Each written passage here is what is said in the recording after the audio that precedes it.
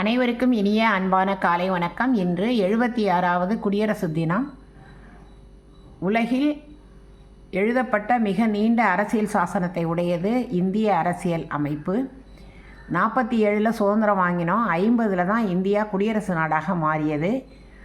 அதில் தெளிவாக கொடுத்திருக்கிறார்கள், இந்தியா இறையாண்மை மிக்க சமதர்ம சமத்துவ மதச்சார்பற்ற மக்களாட்சி குடியரசுன்னு கொடுத்துருக்காங்க. ஒவ்வொரு வரியும் அறிஞர்களால் யோசித்து எழுதப்பட்டது.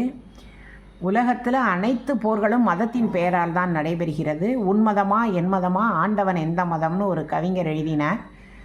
பறவையை கண்டான் விமானம் படைத்தான், எதிரொலி கேட்டான் வானொலி படைத்தான், எதனை கண்டான் மதங்களை படைத்தான்னு கண்ணதாசன் கேட்குறார்.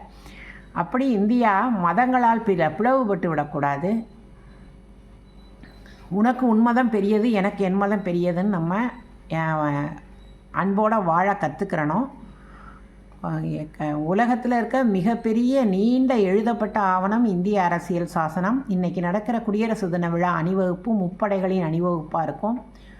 நம்முடைய கலாச்சாரத்தை காட்டக்கூடிய ஊர்திகளெல்லாம் நிறைய செல்லும். உலகத்திலேயே மிக அழகான இந்த மாதிரி குடியரசு தின விழா அணிவகுப்பு இது 2வது அணிவகுப்பு. டெல்லியில் கடுங்குளிர் இருந்தாலும் மக்கள் குளிரை பொருட்படுத்தாமல் ராஜ்பாத்தில் உட்கார்ந்து அந்த ஊர்வலத்தை பார்ப்பார்கள்.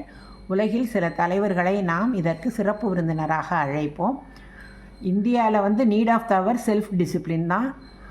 ஏகப்பட்ட நீதி இலக்கியங்கள் எழுதப்பட்ட ஒரே தேசம் இந்தியா. 4000க்கும் மேற்பட்ட நீதி இலக்கியங்கள் அனைத்து மொழிகளிலும் எழுதப்பட்டிருக்கு. அதனால் ஒவ்வொருத்தரும் தனக்கென பூமியிலே கடமைகள் உண்டு. அதை நமக்காக நம் கையால் செய்வது நன்று. நமக்குரிய கடமைகளை நாம் செய்ய வேண்டும். இன்றைக்கி உலகத்தில் இந்தியா பெரிய நிறுவனங்கள் அனைத்திலும் இந்தியர்கள் தான் சிஇஓவாக இருக்காங்கங்கிற பெரும் சிறப்பு கொண்டது. அவர்கள் அத்தனை பேரிடம் போல் நம்மளும் நல்லா எல்லாத்துலேயும் செல்ஃப் டிசிப்ளின்டாக இருந்து இந்த தேசத்தை மேலும் மேலும் வளர்த்தணும். 100 இளைஞர்களை தாருங்கள், இந்த தேசத்தை மாற்றி காட்டுகிறேன்னு சுபாஷ் சந்திர போஸ் சொன்னார். இன்றைக்கி விவேகானந்தர் சொன்னார். இன்றைக்கி 45 கோடி இளைஞர்கள் இருக்காங்க. எல்லாரும் அதாவது இன்ஸ்டாலையும் ஸ்மியூல்லையும் அவங்களுடைய நேரத்தை கழிக்காமல் ஆக்கப்பூர்வமாக அவங்க நேரத்தை கழித்து தேசத்தை மேலும் மேலும் உயர்த்தணும். அனைவருக்கும் இனிய 76வது குடியரசு தின நல்வாழ்த்துக்கள். வந்தே மாதரம். ஜெய்ஹிந்த்.